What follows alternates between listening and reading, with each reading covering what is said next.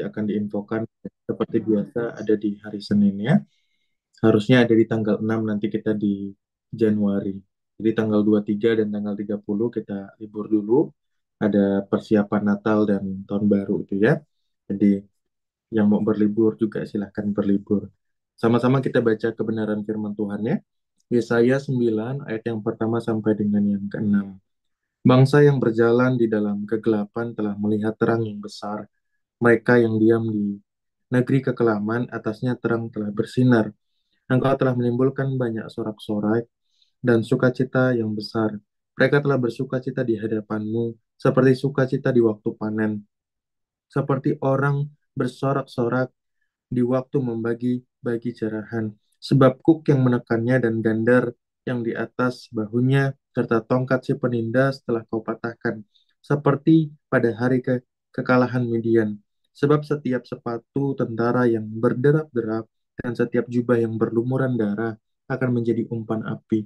Sebab seorang anak telah lahir untuk kita, seorang putra telah diberikan untuk kita, lambang pemerintahan ada di atas bahunya, dan namanya disebutkan orang penasihat ajaib, Allah yang perkasa, Bapa yang kekal, Raja damai.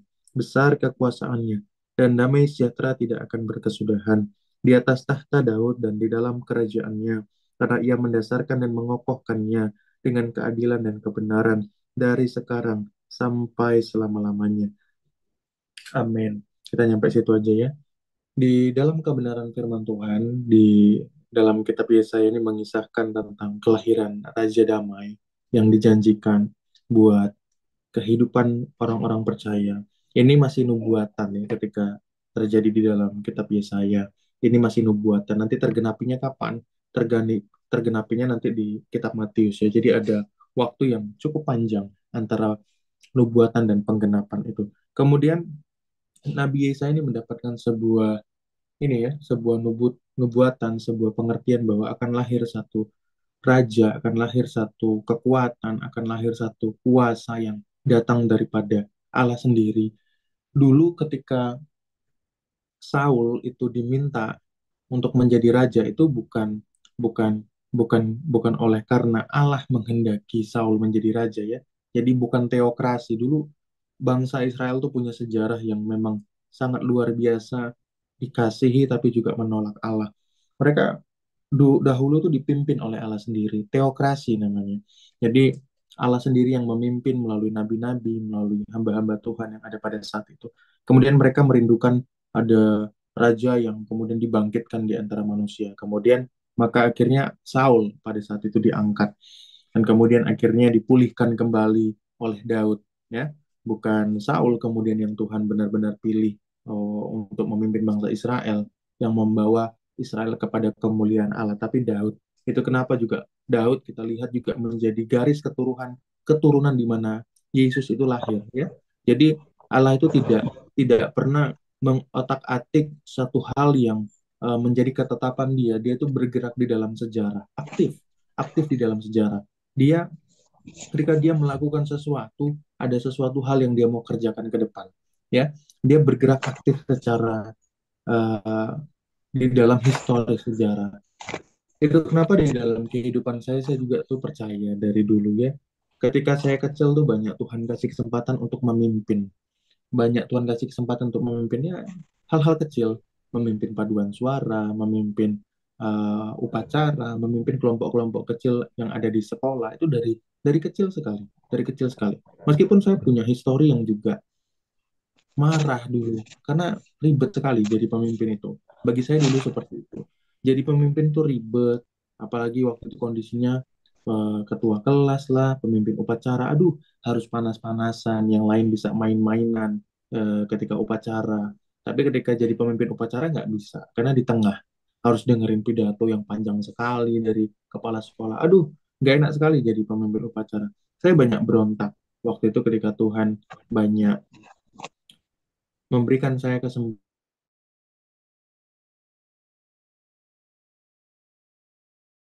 untuk jadi Tuhan menolong kehidupan saya. Sampai pada akhirnya saya menyadari bahwa ini bukan datang oleh karena kekuatan manusia, tapi ini datang oleh karena kekuatan Allah. Ya, boleh ya, boleh di mute. datang oleh karena kekuatan Allah. Sehingga lambat laun kesempatan itu bukan semakin tersingkir, tapi semakin besar. Sampai akhirnya saya menyadari bahwa Tuhan memanggil saya sebagai pemimpin. Bukan bukan karena kekuatan saya, bukan karena kemauan saya. Dari awal saya dari dulu menolak sebenarnya. Menolak, menolak untuk direpotin, menolak untuk eh, apa namanya ada di bagian-bagian terdepan begitu, menolak untuk ngurusin orang lain gitu. Dari kecil saya sebenarnya menolak. Sampai akhirnya kemudian Tuhan pimpin saya, semakin hari kok bukannya semakin menyusut ya, semakin hari kok bukannya semakin Tuhan tiadakan keadaan itu, tapi semakin hari semakin Tuhan bukakan saya harus melakukan itu. Nah, ini adalah sebuah pekerjaan Tuhan di dalam sejarah hidup saya. Gitu. Jadi Tuhan tuh tidak akan pernah mengerjakan sesuatu dengan mengecualikan apa yang terjadi sebelumnya. Ya, kalau orang-orang yang penuh dengan masalah, luka-luka batin, ada panggilan hidup juga yang Tuhan mau panggil dalam kehidupannya. Tuhan mau pakai cerita masa lalunya untuk jadi berkat juga buat banyak orang. Gitu ya. Jadi Tuhan tuh selalu pakai. Selalu pakai. Dia tidak pernah meninggalkan sejarah manusia. Bahkan secara kecil yang ada di dalam pribadi kita. Nah, jadi kalau setiap kita punya sejarah masing-masingnya, punya masa lalu yang kondisinya berbeda-beda, pasti Tuhan mau mengerjakan sesuatu di situ untuk kemuliaan namanya. Yang mungkin kita pernah kalah di situasi itu, ya. Kita pernah kalah dengan A, B, C, D dan lain sebagainya. Tapi ketika Tuhan pulihkan, maka ada sesuatu yang Tuhan mau kerjakan melalui hal-hal tersebut di dalam kehidupan kita. Itulah mengapa Tuhan juga tidak pakai Saul, karena memang Tuhan tidak pilih Saul untuk membangun sejarah kelahiran Yesus, gitu ya. Tuhan tuh memang dari awal sudah memilih Daud yang akan memimpin sebagai raja.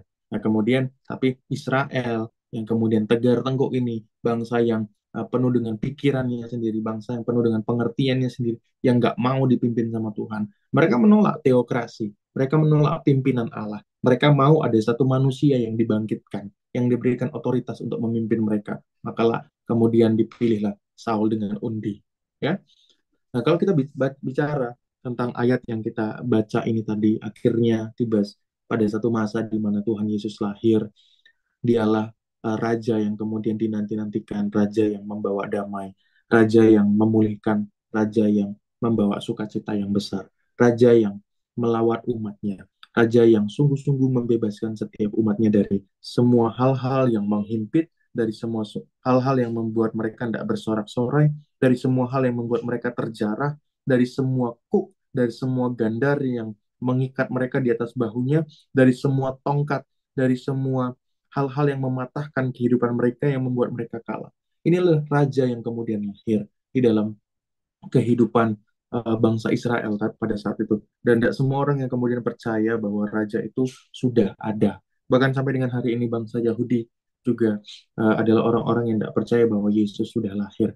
Tapi peristiwa sejarah menyampaikan bahwa Alkitab yang kita baca, Alkitab yang kita dengar, Alkitab yang kita pelajari ini bukan cuma sekedar tulisan, ini bukan cerita dongeng, tapi ini adalah karya historis, karya sejarah. Itu kenapa iman Kristen punya kekuatan yang jauh lebih besar secara knowledge bahkan, ya, bahkan secara knowledge, secara pengetahuan bahkan. Itu punya sejarah yang lebih kuat dibandingkan kepercayaan yang lain. Ya, bahkan secara knowledge, secara kognitif, secara pengetahuan pun iman Kristen punya sejarah yang tidak pernah terbantahkan di luar daripada agama-agama yang lain. Kita itu perlu saya sampaikan ya sebagai mukadimah yang memberikan pengertian kepada kita kalau hari-hari ini kita melihat kelahiran Yesus dengan cara yang salah. Itu perlu saya sampaikan untuk mukadimah. Kemudian apa ya sih yang Tuhan mau kerjakan dalam kehidupan kita ketika Dia lahir? Saya tidak akan bahas tentang penasihat yang ajaib, saya tidak akan bahas bagian Allah yang perkasa, saya tidak akan bahas bagian Bapa yang kekal. Saya cuma mau bahas sore hari ini tentang Raja yang damai, Raja yang membawa kedamaian. Tuhan tuh ketika lahir, dia itu membawa sebuah otoritas yang mendamaikan. Otoritas yang mendamaikan hubungan kita dengan Allah. Otoritas yang mendamaikan hubungan kita dengan pribadi kita. Otoritas yang mendamaikan hubungan kita dengan sekeliling kita. Otoritas yang mendamaikan kita dengan segala hal yang Allah sediakan dalam kehidupan kita. Tapi ada banyak orang percaya itu tidak mengalami otoritasnya. Ada banyak orang percaya itu tidak mengalami dominasi kerajaan Allah, tidak mengalami benar-benar kekuatan Raja Damai itu terjadi dalam kehidupannya. Itu kenapa kehidupannya itu banyak mengalami hal-hal yang masih sama seperti orang yang di luar Yesus, masih sama seperti orang-orang yang di luar Tuhan, masih terhimpit juga, masih mengalami hal-hal yang mencekik juga, masih mengalami hal-hal yang menekan juga, masih mengalami kekalahan juga. Kenapa? Karena Raja Damai tidak sungguh-sungguh terjadi dalam kehidupannya. Yesus itu pastikan bukan cuma sekedar lahir di kandang domba, Bapak Ibu. Pastikan bukan cuma sekedar lahir ke dunia. Pastikan Yesus tuh lahir dalam setiap hati kita. Ketika Yesus lahir dalam setiap hati kita, maka dia memerintah. Memerintah dengan apa? Dengan kuasanya. Kuasanya apa? Kedamaian. Dia membawa damai bagi setiap kita. Kalau kita hidup penuh dengan kegundahan, penuh dengan hal-hal yang manifestasinya adalah kekalahan, maka Raja Damai itu tidak memerintah dalam kehidupan kita. Saya keluar dari satu pekerjaan dulu. Saya ada banyak orang tanya sama saya waktu itu, teman-teman saya, teman-teman dekat terkhusus, tanya, ini kan masa pandemi, orang susah cari kerja, banyak di PHK. Kamu punya posisi sudah bagus meskipun kamu kerjaan kamu sangat banyak sekali, meskipun eh, gaji dan pekerjaanmu tidak sesuai. Kenapa kamu keluar? Gitu kan ada banyak sekali orang mempertanyakan itu. Jawaban saya cuma satu waktu itu. Kalau saya tidak ngerasa damai sejahtera di pekerjaan ini, saya tidak bisa melayani Tuhan. Bagi saya damai itu penting, Bapak Ibu, teman-teman semua. Bagi saya damai itu penting. Kalau saya tidak bisa mengerjakan satu pekerjaan dengan damai, oh saya tidak akan bisa berikan yang terbaik untuk Tuhan. Saya tidak akan bisa melayani Tuhan dengan itu. Karena saya sadar betul bahwa ada Raja Damai yang harus memerintah dalam hati saya. Sehingga Raja Damai itu harus termanifestasi dalam kehidupan saya. Jadi kalau saya bekerja cuma untuk cari uang, saya bekerja cuma untuk menghasilkan sesuatu, saya bekerja cuma untuk memenuhi kebutuhan hidup saya, terlalu sepele hidup saya. Terlalu sepele. Hidup saya terlalu tidak berguna. Kalau saya bekerja hanya untuk cari uang, saya bekerja hanya untuk cari makan, saya bekerja hanya untuk memenuhi kebutuhan hidup. Hidup saya terlalu sepele dan tidak berguna. Saya percaya orang-orang ini sikap iman saya dulu. Saya percaya bahwa satu pekerjaan yang ada Tuhan di sana, yang memang benar-benar Tuhan pimpin, manifestasinya pasti damai sejahtera. Kemudian ada orang tanya, nggak gimana bisa damai sejahtera? Kalau misalnya trading saham gimana? Trading kripto gimana? Wah, itu jantungnya deg-degan terus, nggak bisa damai sejahtera. Ya, berarti engkau nggak dipanggil di sana. Saya banyak berjumpa dengan trader-trader luar biasa. Mereka bisa enjoy. Bahkan salah satu trader profesional itu mengatakan bahwa kalau kita tuh trading tapi jantungan gitu ya, dikit-dikit buka tradingnya, dikit-dikit buka tradingnya, dikit-dikit buka tradingnya, nggak tenang. Wah, artinya kita tuh nggak percaya sama setup kita, gitu ya. Setup itu maksudnya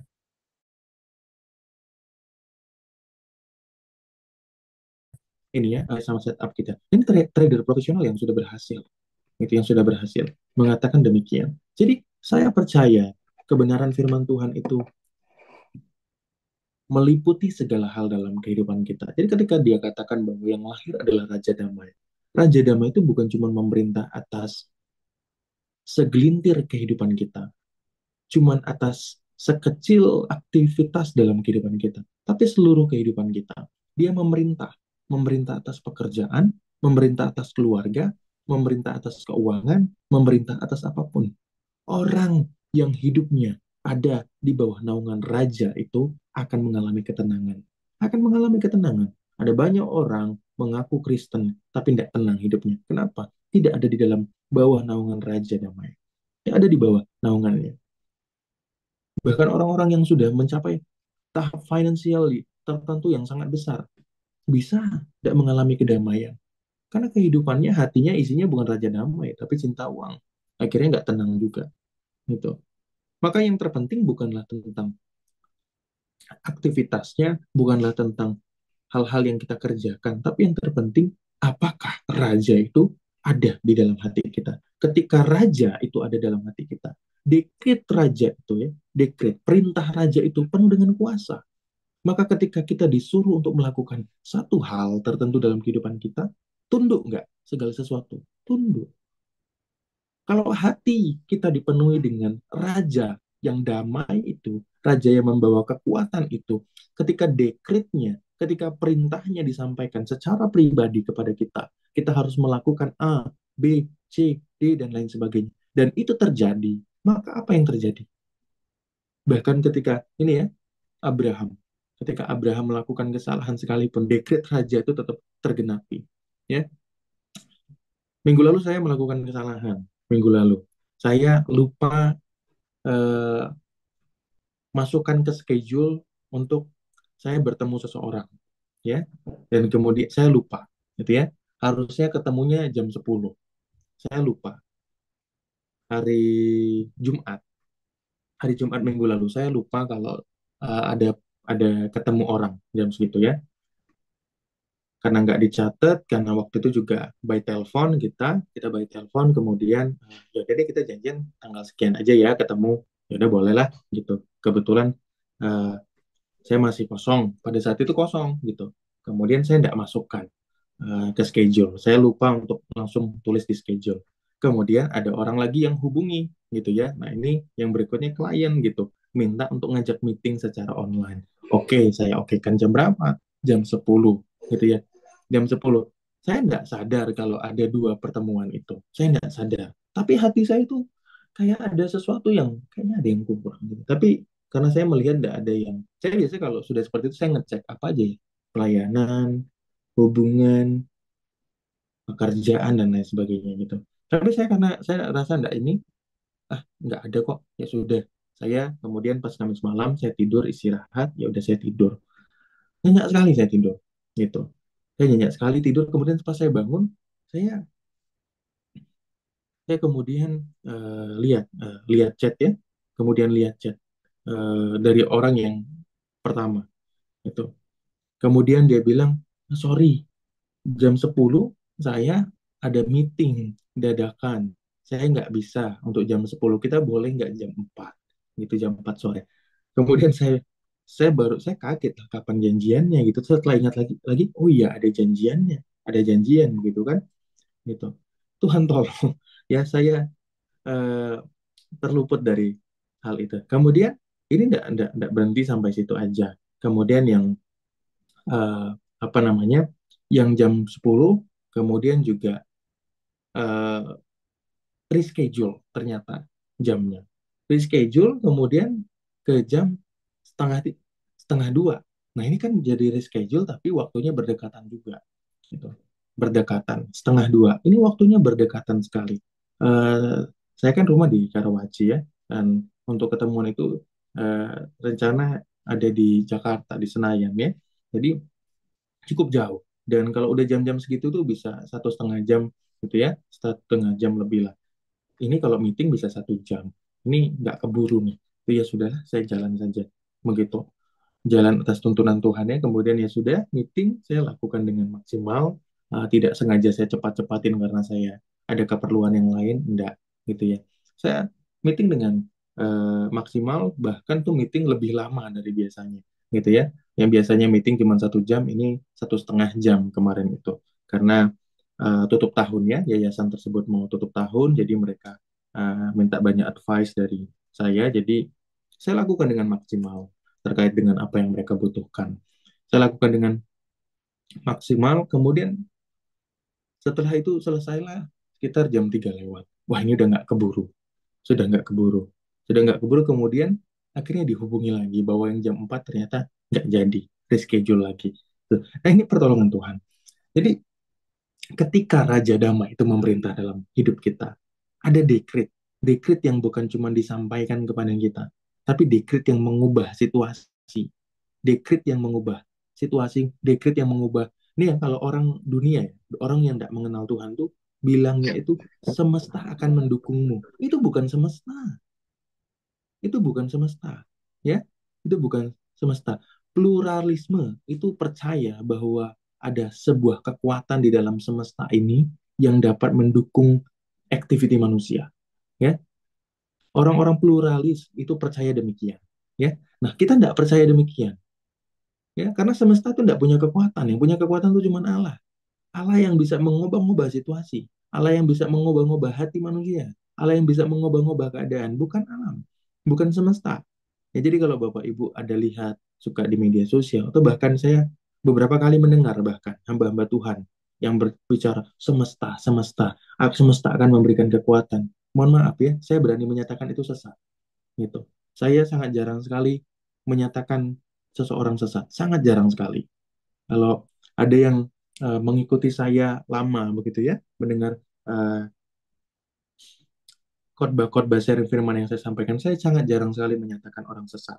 Karena ada banyak orang juga masih dalam proses pengenalan, mungkin baru tahap awal, mungkin sudah dalam proses tertentu. Tapi kalau sudah hal-hal yang seperti itu udah sangat kelewatan gitu.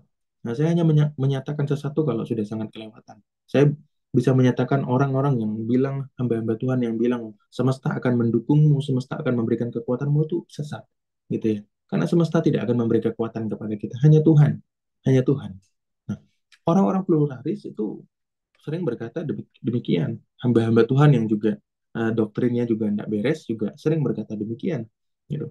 Bahwa oh semesta mendukung nih, semesta tidak mendukung, gitu. Kita mau pergi tiba-tiba ada hujan gitu. Kemudian ternyata memang benar kita mau ketemu orangnya nggak beres dan lain sebagainya. Oh semesta mendukung nih, gitu. Ah, untung saya tidak jadi pergi tadi karena hujan. Coba saya pergi, gitu kan? Orang itu ternyata mau berlaku buruk sama saya. Bukan semesta, itu Tuhan. Ya. Maka dekret raja ketika terjadi dalam kehidupan kita, itu menolong dan menopang kehidupan kita. Bahkan meskipun di dalam tahap-tahap tertentu, seperti Abraham melakukan kesalahan, ya, seperti Abraham melakukan kesalahan, tapi dekret raja itu terjadi, situasinya yang diubah sama Tuhan, situasinya yang diubah sama Tuhan, Tuhan yang menolong, gitu ya. Bukan akhirnya Abraham tidak bertobat ya. Saya percaya meskipun tidak tertulis, saya percaya Abraham bertobat di hadapan Tuhan karena dia kemudian semasa hidupnya selanjutnya tidak pernah lagi ya melakukan hal yang demikian untuk mengatakan istrinya sebagai saudaranya dan menyerahkan kepada raja lain. Saya percaya meskipun tidak tertulis, saya percaya Abraham bertobat. Karena semasa hidupnya setelah itu tidak pernah lagi dia melakukan hal yang demikian. Nah, ini kan tanda pertobatan. Ya, pertobatan kan artinya kita meninggalkan dosa tersebut dan hidup dalam sebuah situasi yang baru dalam kekudusan akan Allah. Jadi Tuhan mau bicara malam hari ini, sore hari ini kepada kita semua Bapak Ibu bahwa Raja Damai itu sudah memerintah belum di dalam usaha kita, dalam pekerjaan kita, dalam hidup kita. Ketika Raja Damai itu memerintah dalam hati kita, yang memerintah dalam hati kita itu bukanlah pikiran-pikiran dunia, bukanlah kegelapan lagi yang sudah tertera di dalam ayat-ayat awal, bukan lagi kesesakan, bukan lagi hal-hal yang menjadi kekhawatiran. Bukan lagi itu, tapi ketika Raja Damai yang memerintah dalam hati kita, maka situasinya akan penuh dengan damai. Bagaimana saya dapat mengerti bahwa saya sudah, bahwa Raja Damai itu sudah memerintah dalam hati saya atau belum? Simple. Dekrit Raja itu kan bermanifest. Kuasa Raja itu bermanifest. Kalau kita tidak pernah mengalami atau jarang mengalami manifestasi kedamaian daripada Raja yang ada dalam hidup kita, maka dia belum memerintah dalam hidup kita. Jadi kalau kita kerja sana sini serabutan, bahkan meskipun uangmu banyak, tapi engkau penuh dengan stres, saya katakan belum memerintah Raja Damai.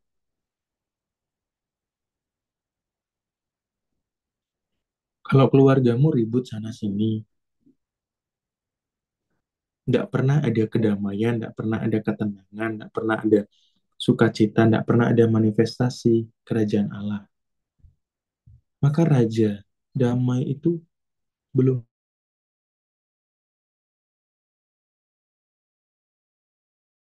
memerintah. Kalau kita bangun bisnis, masih serabutan sana sini, nggak eh, melakukan bisnis bukan karena tuntunan Tuhan, tapi karena nafsu duniawi mengejar uang, maka Raja Damai itu belum memerintah.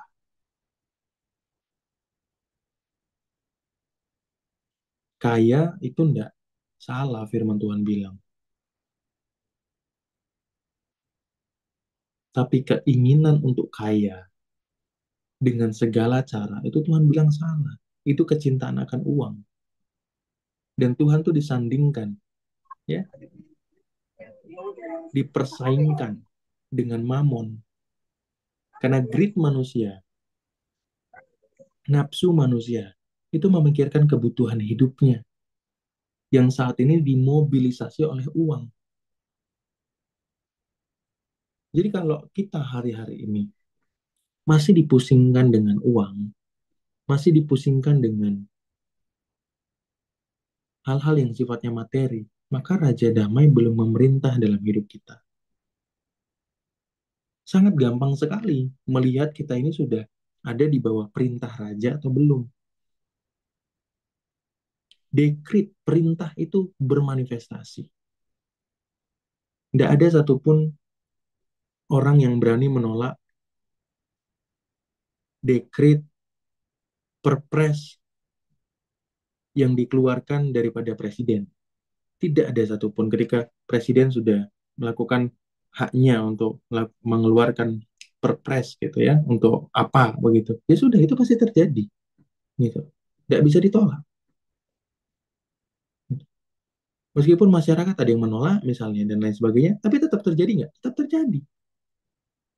Perintah raja itu lebih berkuasa daripada itu kan. Perintah raja yang kita miliki, raja damai, raja di atas segala raja itu lebih berkuasa daripada perpres, lebih berkuasa daripada peraturan presiden. Bahkan meskipun ada orang-orang di keluarga kita, sekeliling kita, tempat kerja kita yang menolak. Tapi kalau itu perkataan lahir dari Allah, maka pasti terjadi.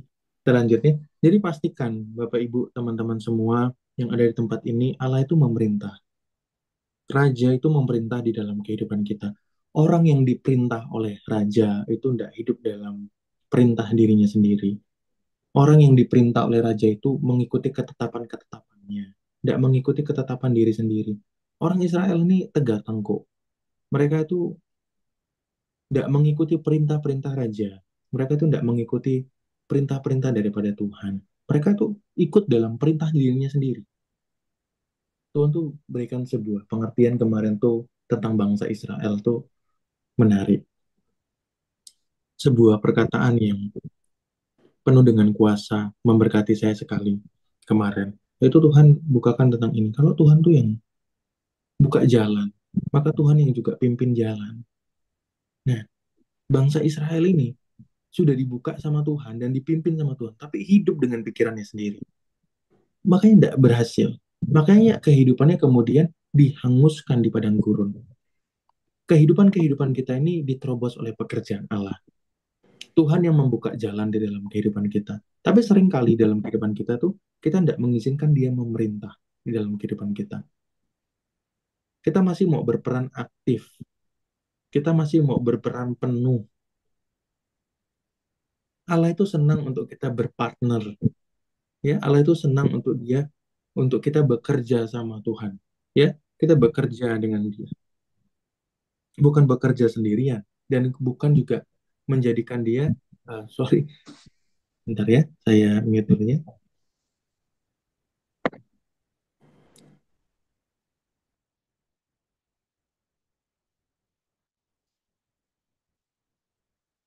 Allah itu senang untuk kita itu bekerja bersama dengan Allah, bukan bekerja sendirian, bukan bekerja di dalam pengertian-pengertian kita sendiri. Enggak, bukankah Tuhan yang sudah membuka jalan setiap kehidupan kita? Bukankah Tuhan yang juga sudah menolong kehidupan kita selama ini? Tapi seringkali kita tuh masih tetap menjadi orang-orang Israel yang lama. Kita masih menjadi orang-orang yang mau ikut enaknya pikiran kita sendiri, enaknya pengertian kita sendiri. Dan nanti kalau udah mentok, kemudian kita baru ngomel-ngomel sama Tuhan. Kita kalau udah mentok, kemudian baru ngomong sama Tuhan A, B, C, D, dan lain sebagainya. Sama seperti orang Israel. Sama seperti orang Israel. Kalau raja itu memerintah dalam kehidupan kita, dia bukan cuma buka jalan, dia juga pimpin jalan. Dia menyertai setiap kehidupan kita. Kalau kehidupan kita ngerasa kita ditinggalkan dan tidak disertai oleh perintah raja, maka raja belum lahir di hati kita. Perintah raja itu menyertai kehidupan kita. Tidak ada satupun orang di tempat ini yang tidak diberikan firman. Setiap kita diberikan firman dan ini adalah perintah raja.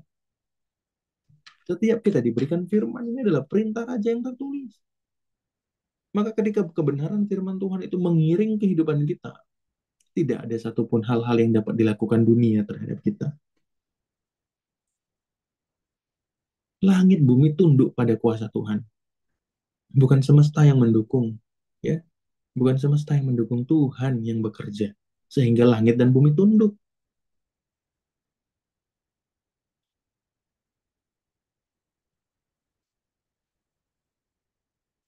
Kita ini orang-orang yang sudah terima dekret raja kok.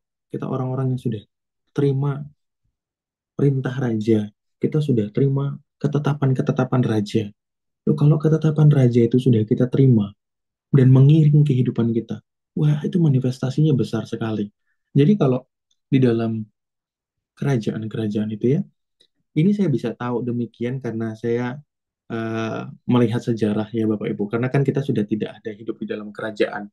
Kecuali kalau nenek buyut kita masih ada masa dulu ya. Cuman kalau sekarang kan kita tidak ada di dalam sebuah pemerintahan kerajaan gitu ya. Tapi di dalam kerajaan-kerajaan terdahulu ya, perkataan raja yang tertulis itu sangat besar sekali kuasanya. Bisa mematikan orang, bisa membunuh orang, atau bahkan juga bisa membuat seseorang tuh diangkat kualitas hidupnya secara signifikan, gitu loh. Sangat besar. Cuman itu cuman perintahnya doang tuh. Ya, cuman membawa teks tulisannya aja tuh. Cuman membawa dekretnya aja tuh. Tapi sudah seperti melihat kehadirannya. Wow, dekret raja itu menyatakan kehadiran raja. Firman Tuhan itu, kebenaran itu, perintah-perintah Tuhan tuh menyatakan kehadiran Tuhan. Jadi bagaimana kita menilai diri kita sudah ada kehadiran raja atau belum? Tadi tahap yang pertama, lihat manifestasinya, ada kedamaian apa enggak. Yang kedua, lihat kehidupannya, ada firman apa enggak. Karena dekret raja itu memanifestasikan pribadinya, memanifestasikan kehadirannya.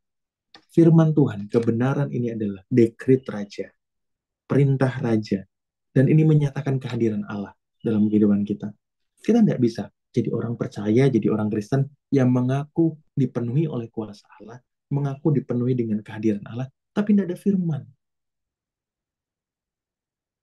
Tidak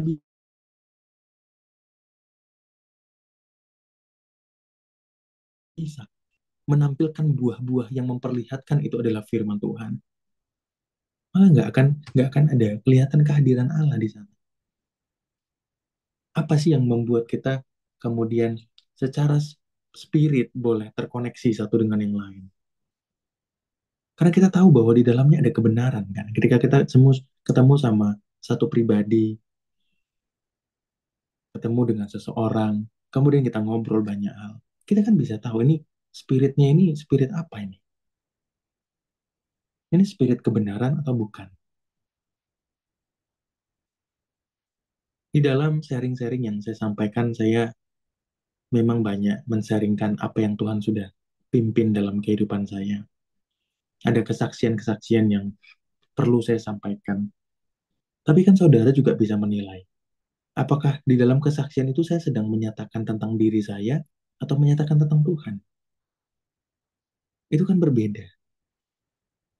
Ada banyak orang bersaksi, tapi enggak, belum tentu itu bersaksi untuk Tuhan loh. Ada banyak orang bersaksi, tapi belum tentu itu untuk Tuhan.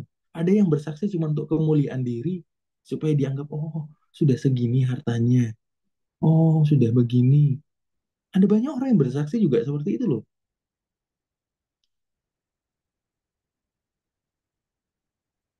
Tapi kebenaran itu dapat dirasakan. Spirit itu bisa dirasakan. Maka ketika kita menemukan satu koneksi spirit yang terjadi, bahkan kita ada di dalam satu inline kebenaran yang sama. Kita melihat bahwa, oh ini sumbernya sama nih. Gitu. Oh, kalau kita nggak bisa menilai itu tuh bahaya juga tuh. Gitu. Karena hari-hari ini pengajar-pengajar palsu, nabi-nabi palsu, Tuhan bilang ya, hamba-hamba palsu itu banyak terjadi. Jadi setiap kita tuh harus benar-benar melihat dengan baik. Apakah di sekeliling kita itu juga yang kita dengar itu kebenaran atau enggak? Ataukah itu hanya sekedar manifestasi daripada kesombongan yang dikemas secara rohani? Manifestasi daripada iri, dengki, dan semua pekerjaan setan yang dikemas secara rohani. Lo ada banyak kemasan-kemasan pekerjaan setan. Ribuan tahun loh dia sudah bekerja menipu manusia. Dan dia tidak bekerja dari luar loh untuk menipu. Dari dalam. Yudas kan ada di dalam. Dia tidak bekerja dari luar. Jadi harus hati-hati.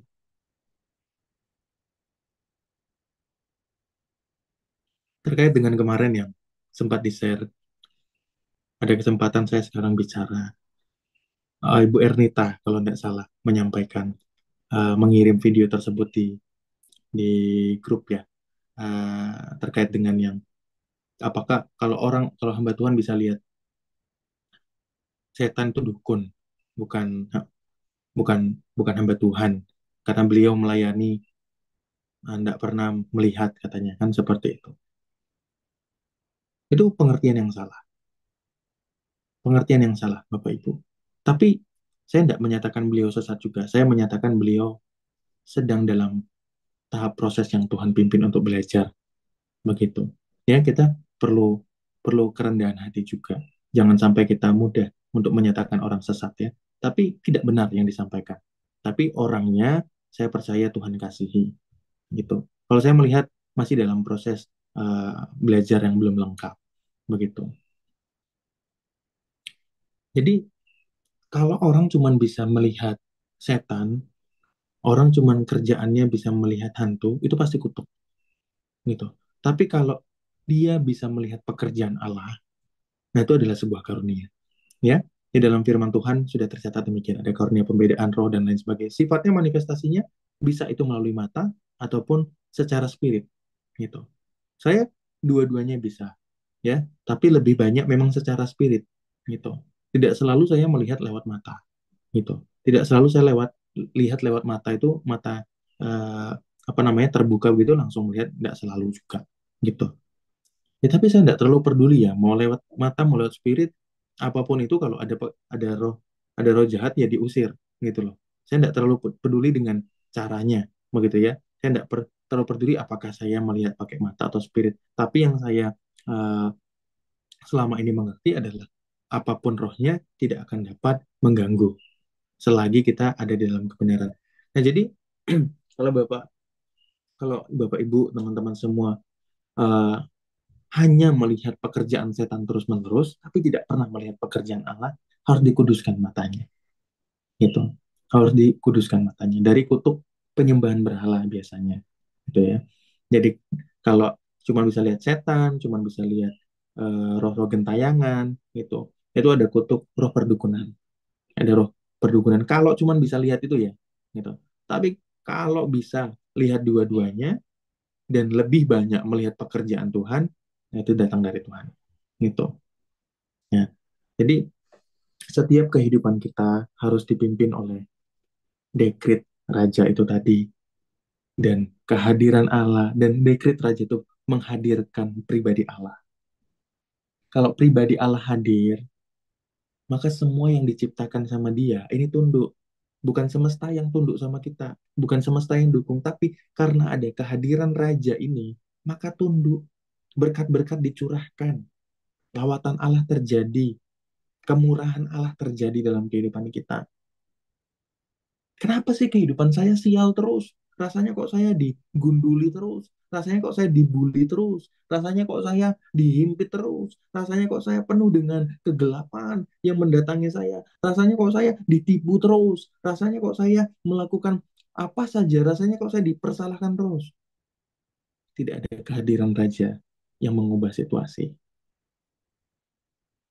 Itu artinya tidak ada kehadiran Raja. Ketika ada kehadiran Raja, ada kehadiran dekretnya, kehadiran firman Tuhan di dalam diri kita, itu punya kuasa yang menghadirkan Allah. Sehingga situasi-situasi itu tidak lagi terjadi. Nah, kalau kita masih bertanya-tanya, hidupnya penuh dengan sial, hidupnya penuh dengan himpitan, hidupnya penuh dengan kegelapan, dan lain sebagainya. Pastikan bahwa dekretnya, ketetapan-ketetapannya itu terjadi dan termanifestasi dalam kehidupan kita. Introspeksi ya diri masing-masingnya. Apakah ada yang masih mengalami hal-hal demikian dalam bagian-bagian tertentu di dalam kehidupan kita? Kalau masih ada, minta sama Tuhan untuk sungguh-sungguh kehadirannya memenuhi setiap lini kehidupan kita. Kalau belum semuanya dalam kehidupannya mengalami itu sama sekali, belum mengalami raja sama sekali, belum mengalami kedamaian sama sekali, seluruh bagian kehidupannya, maka belum bertobat sungguh-sungguh artinya. Belum bertobat sungguh-sungguh. Kalau seluruh bagian kehidupan.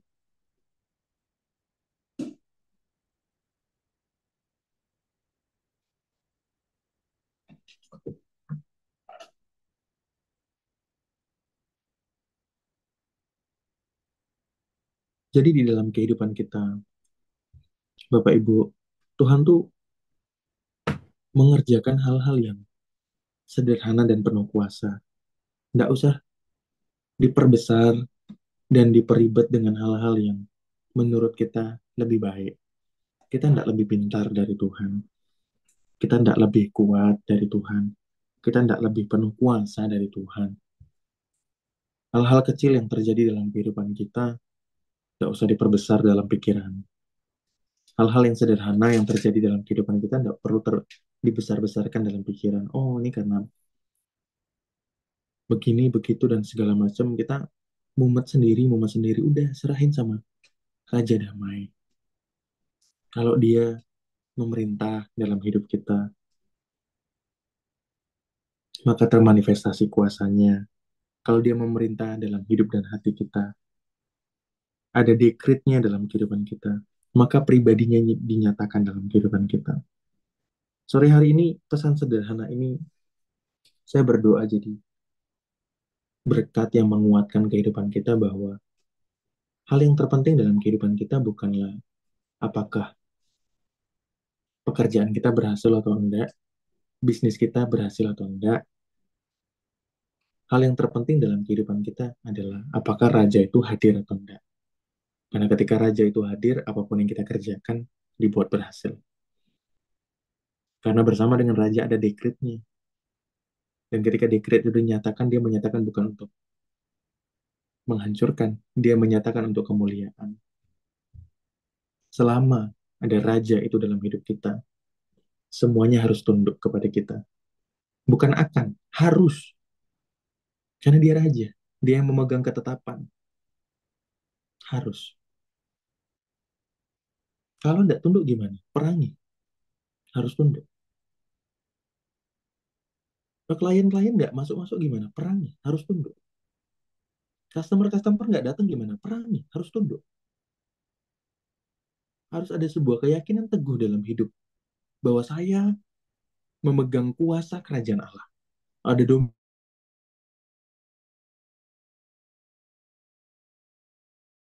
dominasi kerajaan. Harus memegang itu dengan teguh, Bapak Ibu. Kalau kita enggan-enggan, nggak percaya, masih dipenuhi dengan kekhawatiran, masih dipenuhi dengan ketakutan. Takut nanti 2025 gimana? 2025 nanti ada tanggungan ini, tanggungan itu, anak perlu ini itu dan lain sebagainya. Stop berhitung. Stop berhitung. Daud itu ketika dia berhitung, dia Mengalami itulah yang luar biasa loh. Stop berhitung kekuatan kita. Bukan berarti berhenti mengelola. Saya mengelola keuangan dengan baik. Dan semakin belajar setiap hari untuk belajar mengelola keuangan. Ada yang perlu ditabung, ada yang perlu digunakan, ada yang perlu harus diinvestasikan.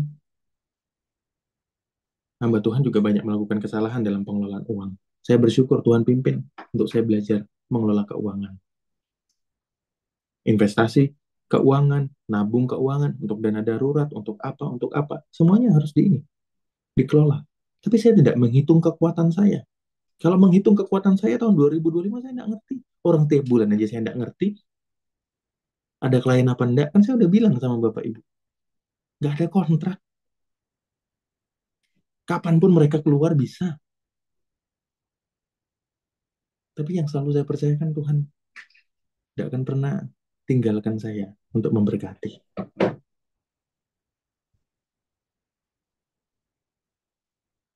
Weekend kemarin sudah ada beberapa orang yang menghubungi untuk masuk di bulan Januari menjadi klien.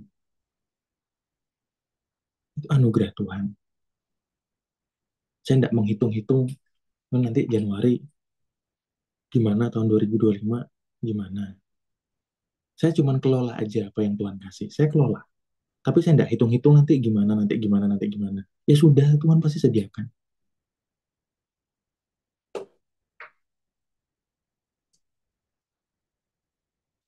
Jadi stop berhitung Bapak Ibu.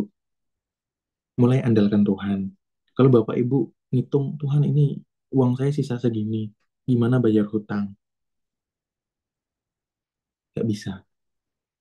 Gak kebayar-bayar kalau dihitung. Serahin sama Tuhan. Tuhan, seperti 5 roti dan 2 ikan. Tolong saya. Dengan caramu, saya mau tunduk. Nanti ada cara Tuhan, hikmat yang Tuhan buka. Tiba-tiba Bapak Ibu disuruh buka satu usaha.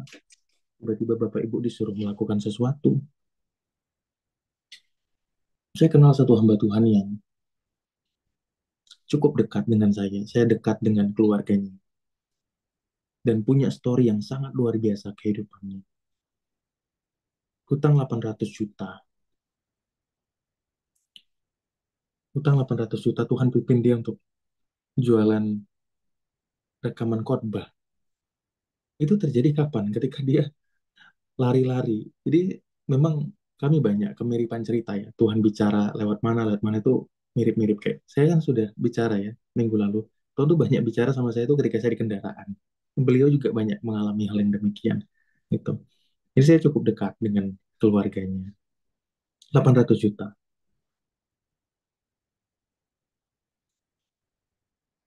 Ketika dia lari pagi, kemudian Tuhan pimpin kehidupannya untuk buat VCD.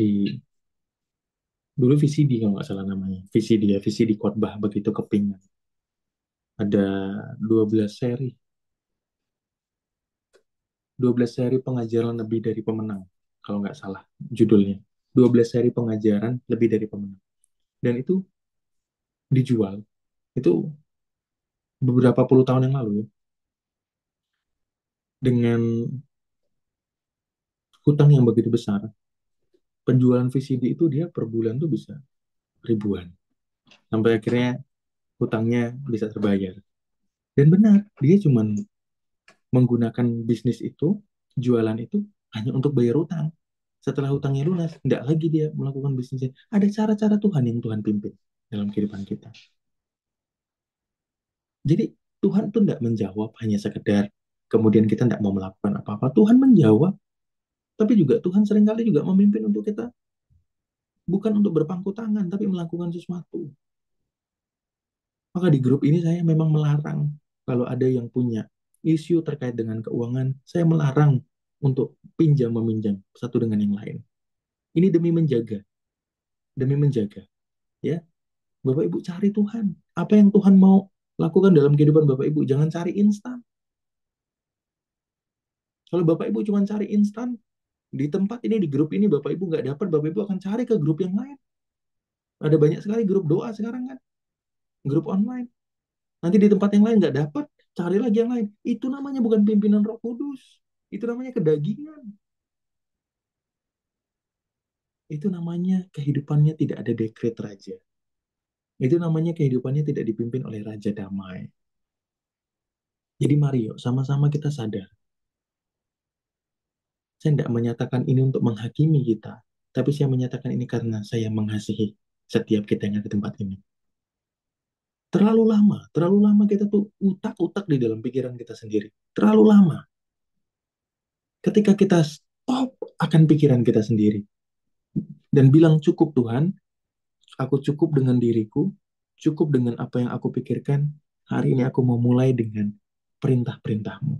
Ketika kita mulai dengan apa yang Tuhan mau lakukan dalam kehidupan kita, maka kuasa-kuasa, penyataan-penyataan, manifestasinya terjadi secara signifikan dalam kehidupan kita.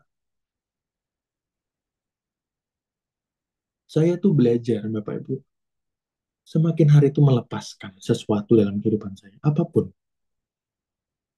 Melepaskan A, melepaskan B, melepaskan ini. Nyampe saya benar-benar ada dalam satu tahap, Tuhan saya mau serahin semua sama Tuhan.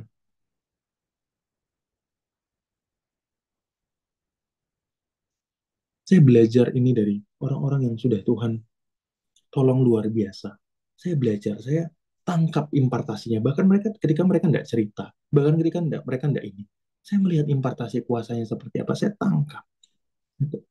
Merindukan hal-hal yang Tuhan kerjakan terjadi dalam kehidupan orang itu, rindukan terjadi dalam kehidupan kita. Rindukan, bukan karena irinya, bukan karena dengkinya, bukan, tapi rindukan Allah itu terjadi dalam kehidupan kita. Boleh kok, boleh nggak? Boleh, gitu. Bapak, Bapak Ibu rindu untuk bisnis Bapak Ibu diberkati dengan cara yang bagaimana Tuhan pimpin saya untuk tidak sama sekali em, berjualan, tidak sama sekali cari klien, sama sekali 100%. Tidak. Bapak Ibu bisa nggak merindukan itu? Bisa. Tinggal ambil saja. Lalu saya dari awal ketika Tuhan pimpin untuk melakukan pelayanan ini, saya dari awal membuka diri. Kalau Bapak Ibu mau ambil impartasinya, silahkan. Gitu. Bagaimana caranya? Rindukan saja. Gitu. Sama seperti ketika saya dengan hamba-hamba Tuhan yang saya hormati, yang saya memang melihat ada urapan Tuhan yang besar dalam kehidupan mereka. Mereka tidak bicara apa-apa, saya cuma membuka tangan dan berdoa, Tuhan, semua urapan dia yang engkau taruh, engkau curahkan dalam kehidupannya. Saya mau buka hati terima. Dan semakin hari semakin diperlengkapi saya. Dengan cara yang sederhana, cuma demikian Bapak Ibu. Dengan cara yang sederhana, dengan demikian aja. Bahkan hanya sekedar remah-remah roti juga tidak apa-apa Tuhan saya terima. Ini bukan pesan-pesan yang lahir dari pengertian-pengertian manusia, Bapak Ibu. Ini pesan-pesan yang lahir dari pengertian spirit yang Bapak Ibu tidak akan pernah ngerti seberapa besar kuasa impartasi itu sampai benar-benar Bapak Ibu mengalaminya. Saya tuh hidup dalam impartasi kuasa yang saya oleh orang tua saya, kemudian oleh hamba-hamba Tuhan banyak. Saya tuh dari kecil tuh sering didoakan gitu, tapi saya lost kontak di dalam hal ini tuh cukup lama juga gitu. Cukup lama lost kontak sampai akhirnya saya sempat ada di dalam satu tahap stuck, tidak bertumbuh di dalam pengertian ini. Kemudian ketika Tuhan pulihkan, saya mengalami pengertian-pengertian yang baru. Kira kalau menerima sesuatu yang datang dari Tuhan tuh, ada sesuatu yang kayak rasa wah gitu loh. Hati ini nggak bisa lagi rasanya kayak menahan gugahan-gugahan itu loh. Kayak kita menemukan bongkahan berlian yang benar-benar eh, kita terima sebagai hadiah yang sangat sukacita kita terima. Ini, ketika kita dibukakan itu sama Tuhan, maka ada hal-hal besar terjadi dalam kehidupan kita. Dan itu hanya dapat terjadi ketika Raja memerintah dalam kehidupan kita. Jadi pastikan bahwa Raja damai itu memerintah dalam hidup kita. Maka kalau dia memerintah dalam hidup kita, maka dia juga memerintah dalam pekerjaan kita, dalam keluarga kita, keuangan kita, bisnis kita, dalam relasi kita, dalam pelayanan kita, dalam apapun. Ya, jadi pastikan dia memerintah. Kalau ada bagian-bagian yang belum kalah, yang belum menang, mohon maaf, bagian-bagian yang belum menang, hari ini serahkan sama Tuhan. Minta dia memerintah dalam bagian itu juga. Kalau seluruh bagian kehidupan kita masih kalah, maka hari ini bertobat sungguh-sungguh. Karena artinya kita belum bertobat kalau semuanya masih kalah. Puji nama Tuhan.